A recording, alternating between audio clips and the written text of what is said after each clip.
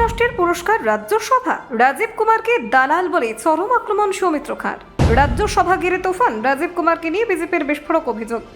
পুরস্কার নাকি প্রমাণ লোপাট, রাজীব ইস্যুতেই সৌমিত্রত্ব।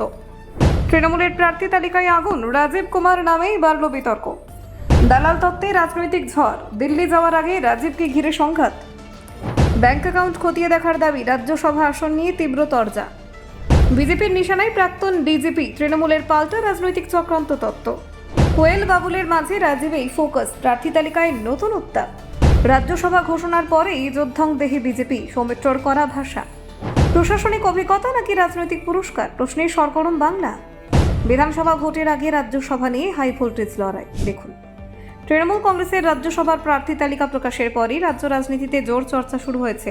4টি নাম সামনে আসতেই রাজনৈতিক মহলে নানান ব্যাখ্যা পাল্টা ব্যাখ্যার ঢেউ উঠেছে। বিশেষ করে প্রাক্তন ডিজিপি রাজীব কুমারের নাম ঘোষণা নিয়ে বিতর্ক দ্রুত তীব্র হয়েছে। তৃণমূল কংগ্রেস রাজ্যসভার জন্য যে 4 জনকে প্রার্থী করেছে তাদের মধ্যে রয়েছেন রাজীব কুমার, বাবুল সুপ্রিয়, কোয়েল মল্লিক এবং মেনকা গুরুস্বামী।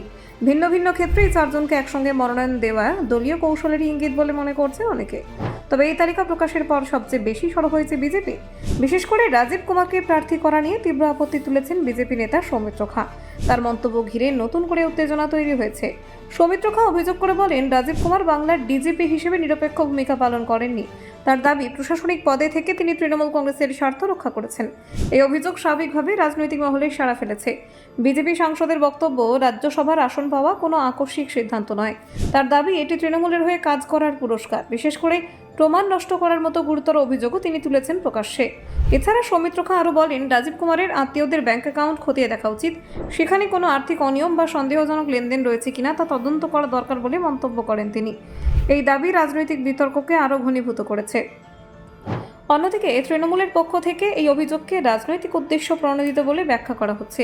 শাসক দলের মতে প্রশাসনিক অভিজ্ঞতা এবং সংকট মোকাবিলার দক্ষতার কারণে রাজীব কুমারকে প্রার্থী করা হয়েছে।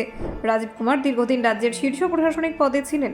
বিভিন্ন জটিল পরিস্থিতিতে সরকারের পক্ষে গুরুত্বপূর্ণ সিদ্ধান্ত বাস্তবায়নে তার ভূমিকা ছিল উল্লেখযোগ্য। সেই অভিজ্ঞতাকেই এবার সংসদে কাজে লাগাতে চায় তৃণমূল। রাজ্যসভায় প্রশাসনিক এবং আইনি অভিজ্ঞতা সম্পন্ন ব্যক্তিদের উপস্থিতি ভবিষ্যতে রাজনৈতিক লড়াইয়ে সহায়ক হতে পারে বলেই মনে করা হচ্ছে। বিশেষ করে কেন্দ্র রাজ্য সম্পর্কের টানাপোড়েনের প্রেক্ষিতে এই পদক্ষেপ বেশ তাৎপর্যপূর্ণ। বাবুল সুপ্রিয়র মতে, প্রাক্তন কেন্দ্রীয় মন্ত্রী এবং কোয়েল মল্লিকের মতো জনপ্রিয় মুখকে প্রার্থী করে তৃণমূল একাধিক স্তরে বার্তা দিতে চেয়েছে।